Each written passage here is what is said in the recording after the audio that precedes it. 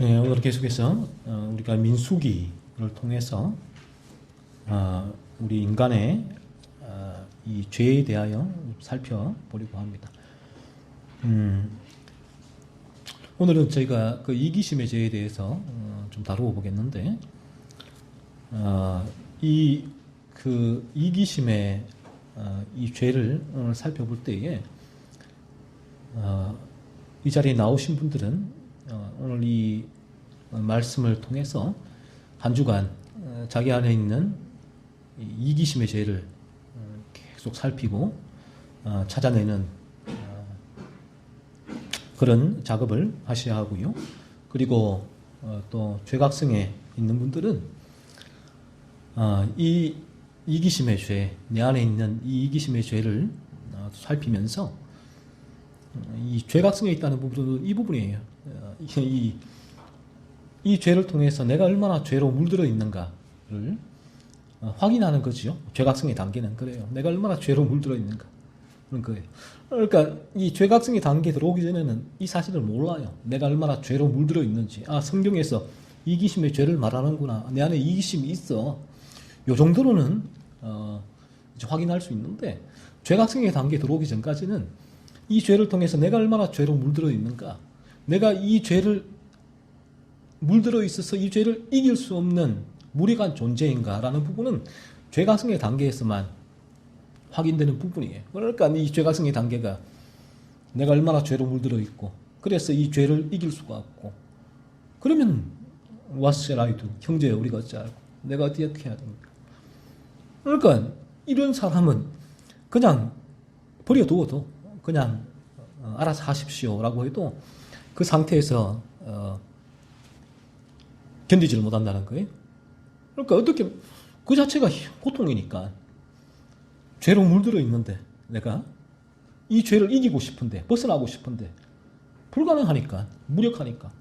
그러니까 여기서 혼자 발버둥 치는 거죠. 발버둥 쳐, 벗어나고 싶어. 그러니까 그냥 놔두어도 이 사람은 어떡하겠어요? 끝내는 예수께로 나올 수밖에 없단 말이에요. 그 나올 수 있는 길이 예수밖에 출구가 없으니까. 그래서 이 죄각성의 단계가 필요한 이유가 여기 있고, 예수의 필요성, 예수를 붙들기 위해서는 이 죄각성의 단계에 들어오지 않고는 예수를 붙들 수가 없다, 나갈 수가 없다라는 부분이고요. 그래서 이 단계에 있는 분들은 오늘 이 이기심의 죄를 통해서 더 깊이 보는 거예요. 내가 얼마나 죄로 물들어 있는가, 내가 이 죄를 이길 수 없는 얼마나 무력한 존재인가를 확인하는 부분이죠. 그리고 거듭난 분들은 이기심의 죄를 통해 이 거듭나더라도 끊임없이 죄의 유혹에 노출되는 것이 이 세상에서의 거듭난 존재의 한계예요. 한계. 그래서 우리가 이러한 죄에 노출되지 않고, 죄의 유혹에 빠지지 않고 온전히 거룩하게 살려면 천국 가는 길밖에 없단 말이에요. 그래서 때로는 제게도 동일하지만 그래서 너무 천국에 가고 싶은 거죠. 이 삶을 살면서 이 죄가 끊임없어. 이 죄의 유혹이 끊임없이 올라오니까 참 길을 가면서도 이게 때로는 고통이에요. 제게는 큰 고통이고, 온전히 거룩해지고 싶은데 그게 안 되니까 너무나 고통이죠. 하지만 거듭나기 전의 상태와는 전혀 다른 상태, 그 죄가 죽어지는 그런 상태를 또 경험하니까 그 부분은 기쁨이 돼요. 감사가 되고. 하지만 온전한 거룩이 이루어지지 아니하고 끊임없이 죄의 유혹에 노출되고 흔들리고 좁은 길에 넘어지는 자신을 바라보면서, 아버지 하나님, 저를 데려가 주옵소서. 저 천국에 저 가고 싶어요. 하나님 아버지. 이 땅이 너무 힘들어요. 하나님 아버지. 이 땅이 돈 때문에, 사람들과의 관계 때문에, 어떤 질병 때문에 힘드는 게 아니라 내가 온전히 거룩해지고 싶은데 이 여전히 조그만 죄에도 계속 노출되니까 그게 너무너무 힘든 거예요. 그래서 이런 부분이죠. 내가 추구하는 최고의 가치가 이루어지지 않으니까 이 땅 가운데. 그래서 괴로운 거예요. 그래서 하나님, 저 좀 천국에 가고 싶습니다 라는 고백이 나오게 되고, 그러니까 이제 이 천국이란 곳이 내가 여기서 하나님 너무 가난하니까 천국에 가서 좀 잘 살고 싶어요 라고 해서 천국에 하나님 가고 싶은 것이 아니라, 이 땅에서 잘 살고 싶은 사람은 사실은 천국에 가고 싶지도 않아요. 천국이란 존재가, 천국이 실제로 믿어지지가 않지요. 이 땅에서 잘 살고 싶은 사람은 가난한데 부해지고 싶은 사람은 이 땅에서 하나님께서 내게 부를 주기를 원하지 죽고 싶지 않아요. 왜? 이 인간의 내가 잘 살고 싶다는 부분은 탐욕인데, 그 탐욕의 꼭지점에 생명이 있거든요. 생명. 그러니까 탐욕의 꼭지점이 생명인데, 사실은 부보다 더 탐욕스러운 게 내 생명인데, 내 생명을 부인하는 사람이 누가 부인할 수가 있나요? 이 땅의 자연인은 절대로 불가능해요. 천국 가고 싶어요. 천만에. 이 땅에서 돈 100억 줄게. 천국 갈래? 지금? 100억 받지요. 이게 자연인의 당연한 선택이죠. 하나님과 재물 중에. 하나님, 재물을 선택하는 거예요. 이게 당연한 부분이에요. 절대로 천국 가고 싶어요. 천만에. 천국은 나중에 내가 다 살고, 살 만큼 다 살고, 장수하고, 100살 다 산 후에, 백수 누린 후에, 자연사에서, 그냥 죽어서 천국 가게 되면, 나, 천국, 예수님 믿으니까, 천국 가서 거기서도 영원히 살게 해주옵소서. 이런 부분이에요. 하지만 바울도 얘기했죠. 바울도. 내가 지금 죽어서 천국 가는 게 나는 훨씬 더 유익하다. 좋다. 라고 하잖아요. 하지만 내가 이 땅에 할 일이 있어서 남아있습니다. 라는 거예요. 그래서 우리가 거듭나게 되어지면, 물론 죄의 유혹으로 우리의 생명에 대한 애착, 집착이 있을 수가 있지만, 하지만 우리의 방향성이 이 거룩으로 고정되어 있기 때문에, 이런 죄가 계속 밀려오기 때문에 그게 너무너무 괴로운 거예요. 이 부분이 너무너무 힘들고. 그래서 하나님, 저 천국에 좀 데려가 주옵소서라는 기도가 나오게 되죠. 자연스러운 현상. 그래서 거듭난 분들은 오늘 이 시간도 이 죄를 통해서 뭘 해야 되는가 하면, 온전한 거룩을 사모하는 거예요. 온전한 거룩이란 뭐예요? 죄가 없는 상태가 아니겠어요? 그래서 이 내가 조금도 죄를 짓지 않는 존재가 되기 위해서 오늘 이 말씀을 듣는 거예요. 그런 삶을 살기 위해서. 그런 삶이 또한 나에게, 거듭난 이에게는 그 방향성으로 설정되어 있기 때문에 그 부분에 있어서 그러한 영적인 욕구, 거룩을 향한 욕구가 끊임없이 그리스도의 생명을 통해서 내 마음에서 일어나게 되고, 오늘 이러한 말씀이 그 욕구에 기름을 붓는 거예요. 더 추진력과 동력을 제공하게 되는 것이요. 그래서 이러한 진리 앞에 서는 게 너무나 중요한 이유가, 제가 늘 말씀드리지만 이런 부분이 있어요. 거듭나더라도 이런 진리가 늘 필요한 게, 물론 우리가 극단적인 상황에서 로마의 이 황제들의 그 기독교인들의 박해 속에서 카타콤베, 지하 동굴에 들어가서 이러한 예배도 마음대로 못하고 교제도 못하고 하는 나 홀로 있어야 되는 상황도 있을 수가 있어요. 북한과 같이. 신앙생활 할 수가 없잖아요. 나 혼자 신앙생활 해야 되는 상황에서는 그런 양이에요. 양으로서 그 상황 가운데 또한 하나님께서 그에게 그리스도의 생명을 통해서 동일한 은혜를 공급해서 살아갈 수가 있겠지만, 하지만 우리가 이러한 하나님께서는 진리를 통해서 또 그런 극단적인 상황이 아닌 이런 상황에서는 그런 진리를 통해서 끊임없이 우리 안에 그런 추진력과 동력을 공급해 주시고, 그런 추진력과 동력을 공급받아야지만 더 강력하게 온전한 거룩을 향하여 죄를 죽이는 삶을 거듭난 자라도 살아갈 수가 있게 되는 거죠. 그럼 이 진리에 직면하지 않으면 이 거듭난 자들이라도 시들시들해지죠. 시들시들. 양이 시들시들해지는 거예요. 양이 활기 있게 움직이고 목자가 인도하는 것으로 활기 있게 따라가야 되는데, 그 부분이 그리스도가 나를 인도하더라도 양이 시들시들한 거예요. 그래서 진리를 직면할 이유가 여기에 있다라는 부분이에요. 인간은 성경이 말하는 인간이에요. 인간은 근본적으로 이기적인 존재입니다. 그래서 일반적으로 그 학자들도 얘기를 하잖아요. TV에도 보면 이 신앙이 없는 분들도 인간은 이기적인 동물이다라고 규정을 내려요. 그들도. 왜? 자기를 보니까, 살아가다 보니까 수많은 사람과 인생의 이제 경륜 속에서 확인하는 거예요. 참 이기적이구나라는 부분. 그런데 왜 이기적인 동물인지를 몰라요. 존재인지를. 그들은. 이제 그 부분에 있어서, 이제 진단과 처방전이 전혀 달라지는 부분이죠. 성경은 말씀합니다. 인간이 왜 근본적으로 이기적인 존재인가 하면 이 죄로 물들어 태어나기 때문이다라고 말씀을 합니다. 그래서 살아가면서 우리는 상대방에게 이렇게 얘기하죠. 여러분도 아마 그런 적이 많을 것 같은데 너는 왜 이리 이기적이냐? 수없이 손가락질 했잖아요. 너는 왜 이리 이기적이야? 그런데 그렇게 손가락질 하면서 사실은 우리도 지극히 이기적인 삶을 살아가고 있죠. 자신도. 이것이 성경에서 말하는 인간이란 것입니다.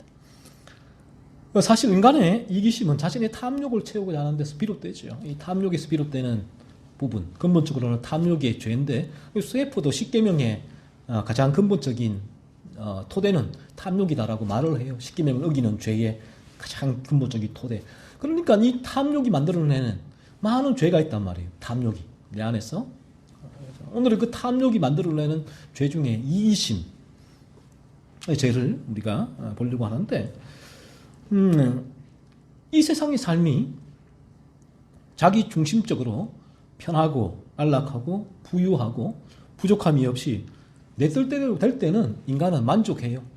하지만 그렇지 않으면 인간은 불만족하고 불평과 원망을 하게 되죠. 그래서 인간은 상대방이 내 마음에 조금만 들지 않아도 그를 밀어내고 좀 더 나아가서 미워하고 그에게 화를 내고 분노하고 험담하며 불평과 원망을 하게 되지요. 세상이 나 중심적, 자기 중심적으로 돌아가야 만족하는 존재가 이 죄로 물든 인간입니다. 이런 인간이 어느 날 진리를 듣고 죄를 깨닫고 자신의 무력함을 발견하고 그리스도의 십자가 앞으로 나와 십자가를 붙들게 될 때 거듭나게 되는데 거듭나게 되어지면 이 바뀌죠. 거듭나기 전에는 인간이 자기 중심으로 세상이 돌아가야 만족을 했는데 거듭나게 되면 하나님 중심으로 세상이 돌아가야 만족하게 됩니다. 이게 무슨 말인가 하면 하나님 중심으로 세상이 돌아간다는 게 무슨 말이에요? 이게 하나님의 주권을 인정하고 경험하며 그 앞에 머리를 겸하게 숙이게 되는 거죠. 비로소 인간이. 그전에는 인간이 아무리 본인이 교회에 출석하고 또 직분이 있고 또 기도를 유창하게 하고 이 성경을 많이 읽어도 그리고 하나님 주권을 인정한다고 해도 절대로 인간은 그 하나님의 주권을 인정할 수가 없지요. 거듭나기 전에는. 왜? 세상이 나 중심으로 돌아가기 때문에 그런 것입니다. 그래서 그러므로 이제 그러한 이기적인 존재, 세상이 자기 중심적으로 돌아가야 만족한다는 하게 되는 존재는 이 하나님의 주권 하에서는 이래요. 주권 하에서는 내가 기대하지도 않았고 예상하지도 않은 일들이 발생을 해요. 왜? 내 중심이 아니니까. 하나님 중심이니까. 하나님 보시기에 그런 일들이 적합할 때는 충분히 발생을 합니다. 무슨 말인가? 하나님의 주권 가운데 나에게는 고난과 환난도 온다는 거예요. 이 땅 가운데. 이 부분이. 그런데 이기적인 존재, 자기 중심적인 존재는 이 죄죠. 거듭나지 않은 존재는 이것을 받아들일 수가 없어요. 그걸 받아들이지를 못해요. 그래서 상 가운데 고난과 환난을 겪지 않기 위해 교회에 나오는 거예요. 하나님을 믿는 것이죠. 교회에 출석하면서 거듭났다고 확신하고 있는 종교인들은 그래서 삶 가운데 환난과 고난이 생기고 내가 기대하지 않았고 예상하지도 않은 일들이 발생하게 되면 하나님을 원망하고 불평하게 되죠. 그 전까지는 하나님의 주권을 소리 높여 외쳤는데 사실은 삶 가운데 하나님의 주권을 인정하지 못해요.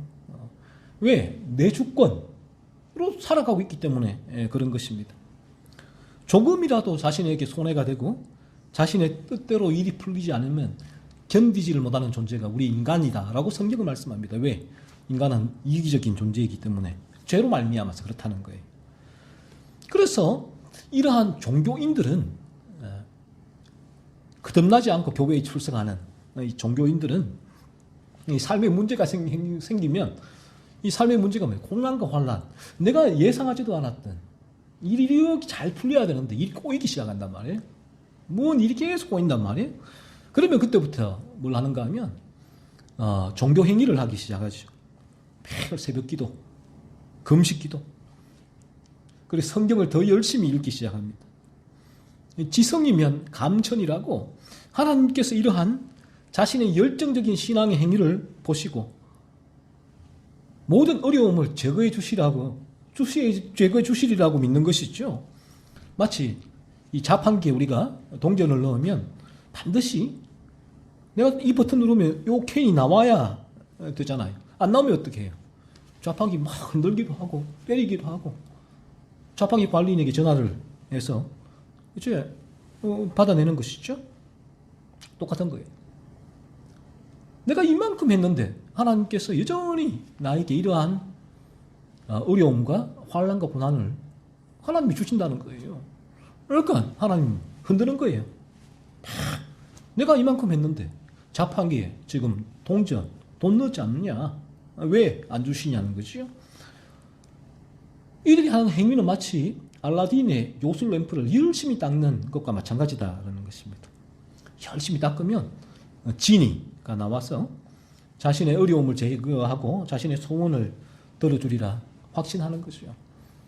그래서 어떤 면에서 열심히 우리가 지금 지나갔지만 이 고3 수험생들을 위해서 이 수험 기간에 열심히 이 요술 램프를 닦는 행위를 하죠.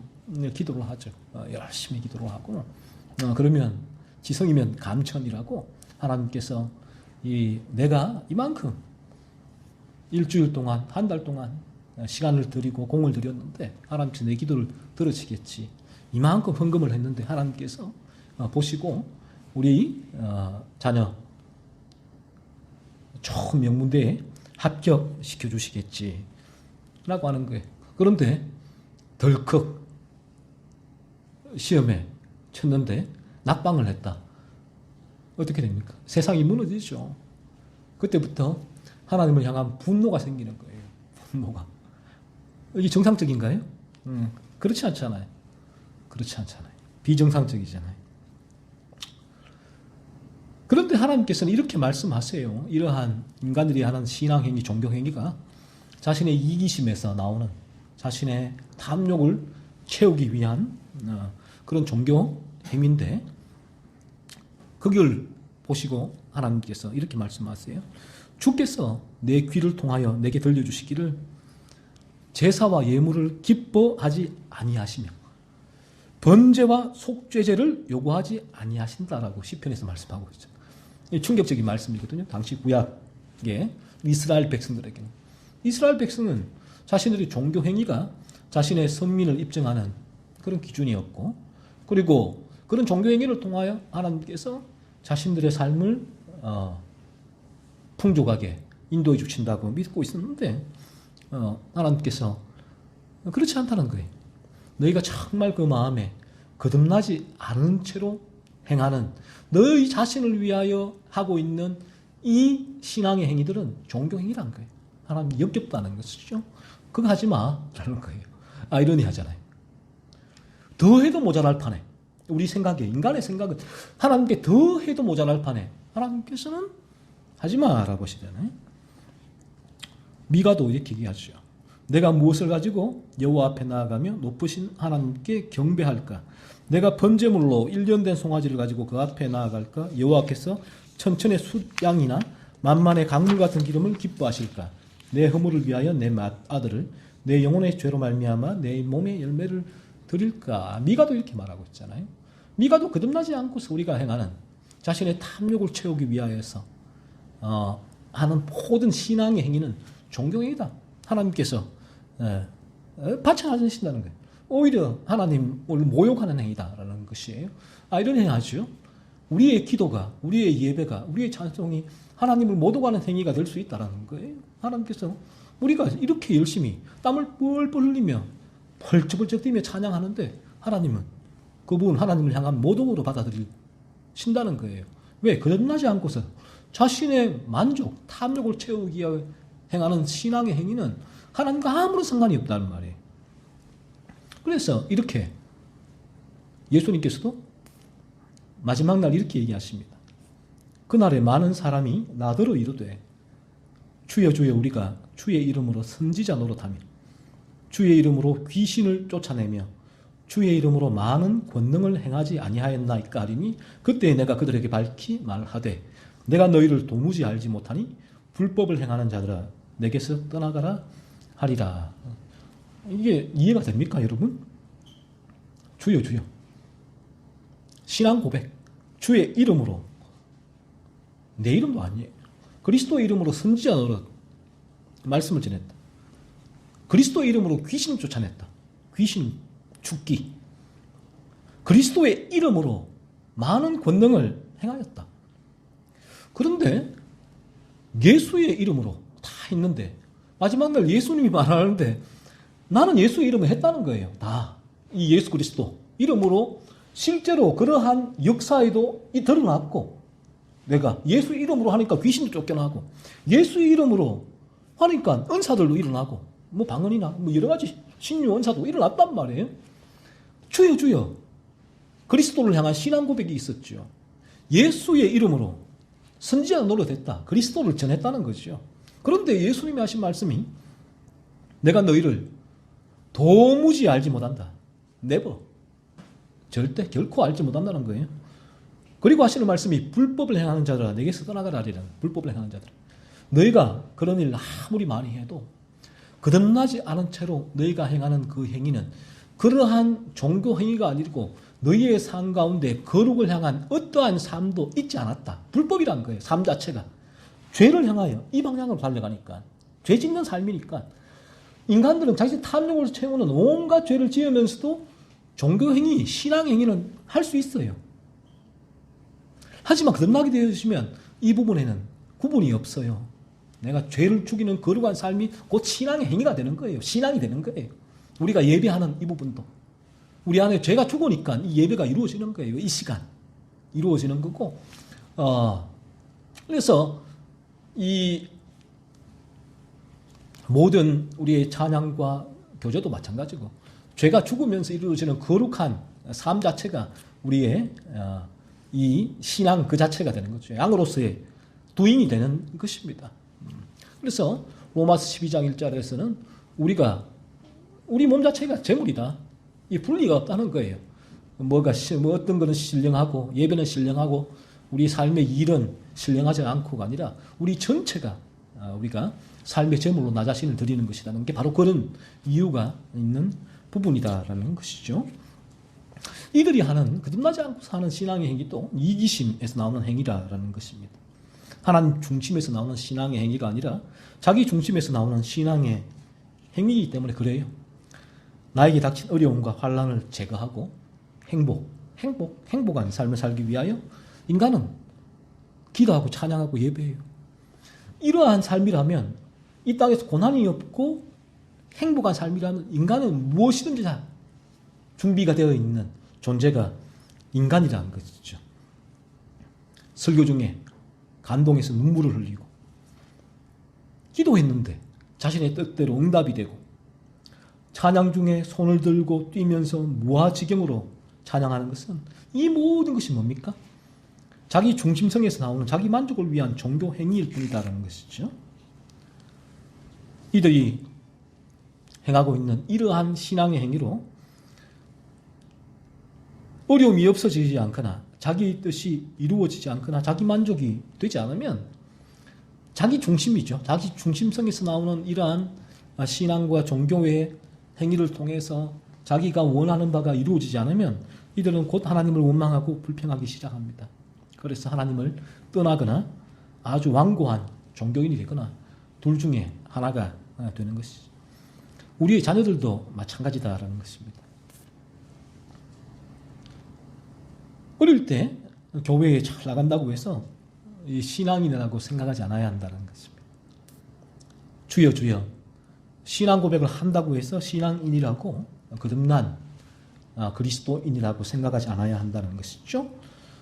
이들이 교회에 잘 출석하는데 만약에 거듭나지 않으면 둘 중에 하나가 됩니다. 마침내 교회를 떠나게 되거나 언젠가는 교회를 떠나게 되거나 그렇지 않고 교회에 그대로 남아있으면 바리새인과 같은 완고한 종교인이 됩니다. 이들은 평생 자기 만족, 자기 충족을 위하여 종교 행위를 하게 돼요. 기도하고 찬양하고 예배하게 돼요. 하나님의 주권과 하나님의 뜻을 바라볼 수가 없죠. 하나님의 나라와 의가 뭔지를 몰라요. 먼저 그 나라와 의를 구하라. 그리하면 이 모든 것을 너희에게 더하시리라. 나라와 의가 뭐예요? 이 모든 것을 너희에게 더. 이 모든 것을 나는 너무나 잘 알아요. 잘 알아요. 그래서 나는 이 모든 것을 구할 거예요. 라고 하는 것이죠. 이들은 죄가 뭔지를 몰라요. 죄가 경험되지를 않아요. 느껴지지를 않아요. 그러니까 머리로는 죄를 알겠는데 성경이 말하는 그 죄가 느껴지지 않으니까 이 죄가 싫어지거나 죄가 혐오되거나 그래서 이 죄를 죽이는 삶을 이 뭔지를 몰라요. 사는 것이. 그리고 거룩도 모르죠. 그러니 신앙에 살아있는 이 생명력을 알 수가 없어요. 우리가 참되게 거듭나게 되어지면 우리 안에 있는 예수의 생명이 살아 숨쉬어요. 그래서 우리가 생명력 있는 존재가 됩니다. 신앙도 생명력 있는 존재가 돼요. 그래서 이 신앙인 자체가 양으로서의 그 자체가 두인이 돼요. 우리의 삶이나 신앙이나 다 양으로서 두인이 돼요. 살아있는 생명체가 행하는 행위가 된다는 말이에요. 그렇지 않으면 우리에게는 이 신앙의 행위도 신앙 행위가 종교 행위가 되죠. 종교 행위가 이 죄를 짓는 그 삶과 똑같은 삶이에요. 나는 그 죄의 지배 가운데 늘 이 죄를 통하여 내 탐욕을 채우는데 그 부분이 신앙의 행위로 이어지는 거예요. 이것도 죄 짓는 거죠. 이 신앙의 행위로 내 탐욕을 채우는 거니까. 그러니까 참 이게 아이러니하죠. 내가 이렇게 교회에 열심히 출석하는데 그것도 죄 짓는 것이 될 수 있다라는 것이죠. 그래서 하나님께서 그거 하지 마. 너 그 예배하지 마. 그러려면 더 이상 하지 마라고 하는 부분이에요.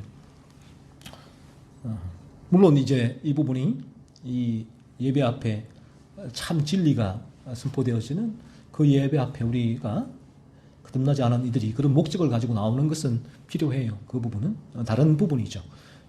그 진리를 통해서 이들의 중생과 회심을 이루기 위해서 그들을 데리고 오거나 함께 예배하거나 그들이 나오는 것은 전혀 다른 부분이에요. 하지만 이런 부분이 없이 단지 여기에 나와서 나의 신앙을 확인하고 입증하고 나의 만족을 이루기 위해서 나오는 것은 다른 문제라, 별개의 문제라는 거예요. 하나님은 그 부분을 죄로 보신다라는 것이죠. 오늘 이스라엘 백성도 마찬가지라는 것이죠. 이들은 자기들 선민이고 하나님을 믿고 있다고 얘기했지만 실상은 어때요? 이들은 하나님을 믿지 않았다. 충격적인 일이죠. 자기 만족과 충족이 될 때에만 이들은 하나님께 감사하고 하나님을 찬양하고 하나님께 영광 돌렸습니다. 자기가 중심이 되어서 자기 만족과 충족이 이루어지지 않으면 이들은 하나님께 불평과 원망을 쏟아내고 하나님께서 세우신 지도자인 모세에게도 동일한 불평과 원망을 퍼부었죠. 하나님께서 이스라엘 백성에게 가나안 땅을 주시겠다고 아브라함에게 약속을 했잖아요. 그리고 이제 그 약속대로 그 출애굽에서 약속대로 그 땅을 줄 것이니 그 땅을 살펴보고 오라고 명령하신 거예요. 이들이 거듭나서 하나님의 주권을 믿었다면 어떻게 하면 됩니까? 하나님 명령대로 그 땅을 살펴보고 오면 돼요. 이 땅에 앞으로 우리가 들어갈 땅이구나 확인하고 오면 되는 것이요. 하지만 어떠한 환란이가 어려움이 오더라도 아 그렇구나 하나님 주신 약속하신 땅이구나 주권을 믿는다면 하나님 약속을 믿고 그러면 그 땅에 들어가면 되는데 그런데 오늘 본문의 27절과 28절을 보면 13장 27절과 28절을 보면 정탐꾼들은 그 땅이 적과 꿀이 흐르는 좋은 땅이지만 그 땅 그 주민은 강하고 성읍은 견고하고 심이 클 뿐만 아니라 거기서 안악자손을 보았다고 말을 합니다. 안악자손은 33절에 보면 거인족이라고 기록되어 있어요. 거인족. 그 땅을 정탐한 정탐꾼들은 그래서 우리는 그 땅을 정복할 수 없다라고 말을 합니다. 민수기 13장 32절과 33절 이 정탐꾼들 말을 한번 우리 들어볼까요? 민수기 13장 32절과 33절을 같이 읽어보시겠습니다. 시작. 이스라엘 자손 앞에서 그 정탐한 땅을 악평하여 이르되 우리가 두루 다니며 정탐한 땅은 그 거주민을 삼키는 땅이요 거기서 본 모든 백성은 신장이 장대한 자들이며 거기서 네피림 후손인 아낙 자손의 거인들을 보았나니 우리는 스스로 보기에도 메뚜기 같으니 그들이 보기에도 그와 같았으리라. 그러자 이스라엘 백성의 반응은 어땠습니까? 이들이 거듭났고 하나님의 주권을 믿고 있다면 무슨 말을 하니? No problem. 그냥 그 적과 꿀이 흐르는 땅이구나. 그런 아낙 자손이 있어? 그럼에도 불구하고 우리 들어가면 돼. 라고 하면 돼요. 그런데 이들은 민수기 24장 오늘 읽은 본문의 1절에서 4절을 보면 온 회중이 소리를 높여 부르짖지요. 그리고 백성이 밤새도록 통곡했다고 해요. 그리고 이스라엘 자손이 다 뭐 했습니까? 모세와 아론을 원망했죠. 그리고 온 회중이 모세와 아론에게 이렇게 말을 합니다. 왜 애굽에서 우리를 건져냈니? 왜 애굽에서 우리를 불러냈니? 차라리 거기 놔두지. 다시 돌아가자. 다시 돌아가자라는 거예요. 다시 돌아가자. 이들이 애굽에서 종살이하면서 고통당할 때 뭐라고 했는지 아십니까? 출애굽기 20장 23절에서 25절에 보면 이렇게 기록되어 있어요. 여러 해 후에 애굽 왕은 죽었고 이스라엘 자손은 고된 노동으로 말미암아 탄식하여 부르짖으니 그 고된 노동으로 말미암아 부르짖는 소리가 하나님께 상달된지라. 하나님이 그들의 고통 소리를 들으시고 하나님이 아브라함과 이삭과 야곱에게 세운 그의 언약을 기억하사 하나님이 이스라엘 자손을 돌보셨고 하나님이 그들을 기억하셨더라. 애굽에 있을 때 이들이 고통 가운데 부르짖은 거예요.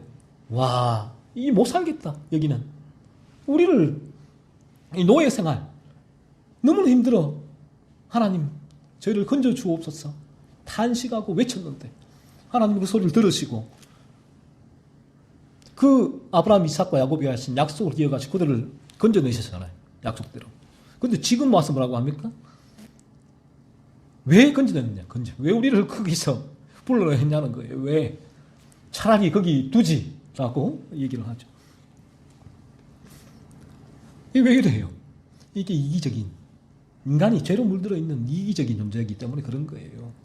이기적인 존재인 인간은 그날그날 다릅니다. 그날 자신에게 일어나는 일에 따라서 자신의 감정도 왔다 갔다 하고 생각도 왔다 갔다 하고 신앙도 왔다 갔다 합니다. 그날 자기 이 탐욕이 자기 만족, 자기가 충족이 되어지는 그날이 되었으면 눈물 흘리고 하나님을 찬양하고 예배하고 기도하고 다 하나님께 다 하는데 그 다음날 그 반대의 일이 벌어지면 절망하고 낙심하고 하나님께 불평하고 원망하고 하는 거예요. 전날은 이 괴로움이 있을 때는 그 전에 본인이 이거 건져달라고 고백했다고 건져주니까 건져줬어요. 좀 있어 또 그런 어려움이 생겨. 왜 건져줬냐고. 이게 이기적인 인간의 존재이기 때문에 그렇다는 것이죠. 자신에게 고난과 어려움이 닥칠 때, 자신의 뜻대로 일이 되지 않을 때 인간의 이기심은 상대방을 비난하고 미워하고 원망하고 불평하게 만들어요. 이게 인간의 이기심이다라는 거죠. 여러분이 왜 그런가? 우리가 왜 조금만 상대방이 마음에 들지 않아도 내 뜻대로 일이 풀리지 않을 때 저 사람 탓을 하고 저 사람 미워하고 불평하고 원망하는 게 이기심이란 것이죠. 이기심. 자기 충족, 자기 만족, 자기가 중심이 되어 있기 때문에 그런 것이라는 것이죠. 하지만 거듭나게 되어지면 하나님의 주권 가운데 하나님이 중심이 되기 때문에 상대방이 나에게 내 뜻대로 마음에 들지 않고 일이 풀리지 않을 때 하나님의 주권 가운데 그 일을, 그 상대방을 바라보지요. 다윗이 사울이 자신을 죽이려고 했을 때 죽일 수 있는 기회가 몇 번 있었지만 죽이지 않았잖아요. 하나님 주권 속에서 바라본 거예요. 요셉이 형들이 자기를 팔았을 때, 형들을 만났을 때에 복수하지 않았잖아요. 하나님 주권을 바라봤잖아요. 하나님이 이렇게 나를 애굽의 총리가 되게 해서 이 기근 때에 당신들을 우리 가족들을 건지려고 형들을 통해서 형들이 나를 팔아먹었나 봅니다 라고 얘기를 하죠. 시므이가 다윗을 욕을 할 때 저 죽일까요? 얘기하니까 다윗이 놔두어라. 하나님이 허락지 아니하고 왜 나에게 욕하겠느냐 라고 하죠. 이게 무슨 일이에요 도대체. 뭡니까? 이런 차이가 있는 거예요. 실제 우리의 삶에서도 마찬가지다라는 것이죠. 우리가 거듭나지 않으면 인간은 죄로 말미암아 이기적인 존재이기 때문에 이기심은 늘 자기 중심성이에요. 내 중심으로 바라보는 모든 사건을, 모든 일들을, 상대방도 마찬가지. 그래서 내 기준대로 일이 되지 않으면 그를 향해서 미움이 일어나죠. 불평, 원망하게 되는 것이죠. 이것이 인간의 이기심의 죄인 것이죠. 그래서 하나님도 마찬가지다. 하나님도. 이 신앙도. 이 이기심이 죄란 거예요. 사실 이 불신앙의 죄가 물론 모든 게 불신앙이죠. 거듭나지 않았기 때문에. 하지만 이 단순히 우리가 이러한 이스라엘 백성이 이처럼 하나님 불평하고 원망하는 것이 신앙의 부족이 아니란 거예요. 조금 덜 성화되어 있기 때문에 그런 게 아니라 거듭남의 문제라는 거죠. 이 이기심의 죄로 물들어 있는 탐욕에서 우러나온 이기심의 죄가 하나님까지도 자기 마음을 충족시키지 않으면, 자기 기준대로 그 일이 이루어지지 않으면 이 하나님은 불평하고 원망하는 게 된다라는 것이죠. 이게 사람에게 똑같이 하는 거예요. 하나님의 사람이나 똑같은 거예요. 차이가 없어요. 왜? 내 이기심의 죄. 그 부분이 이제 그렇게 하나님을 향해서도 사람을 향해서도 똑같이 대응하게 하죠. 여러분도 한번 곰곰이 생각해 보십시오. 왜 내가 부모님을, 자녀를, 형제, 자매를, 친구를 비난하고 원망하고 불평할까? 내 마음에 조금만 들지 않아도, 내가 조금만 힘들고 어려움을 겪어도 견디지 못하고 미워하고 분노하는 이유가 뭔가 하는 거예요. 여러분이 왜 그럴까요? 여러분 안에서 왜 끊임없이 그런 마음이 일어날까요? 내 마음에 조금만 들지 않았다. 부모님, 야, 내가 왜 이런 부모님 밑에 태어났나? 우리 자식들이 내 뜻대로 왜 이리 안 되냐? 참, 왜 이런 자식들이 태어났나? 왜 형제 자매, 형 누나 동생은 왜 내 마음에 이렇게 안 들까? 왜 저런 형 누나 동생이, 언니가 태어났나? 내 친구들은 왜 다 저럴까? 이게 왜 그래요? 왜 자꾸만 내 안에 이런 상대방을 향한 미움과 분노와 불평과 원망이 일어나게 되는가 하는 것이죠. 바로 우리가 죄로 물들은 존재란 사실이에요. 그 부분이 그걸 입증해 주는 거예요. 그래서 여러분에게 일어나는 그런 현상은 자연스럽다. 그래서 우리가 그 부분을 계속 살필 때에 이 부분이 성경이 말하는 인간이라는 존재가 죄로 물들어 있는 존재구나. 그 사실이 진리구나, 사실이구나 라는 부분을 여러분이 확인하게 되는 것이죠.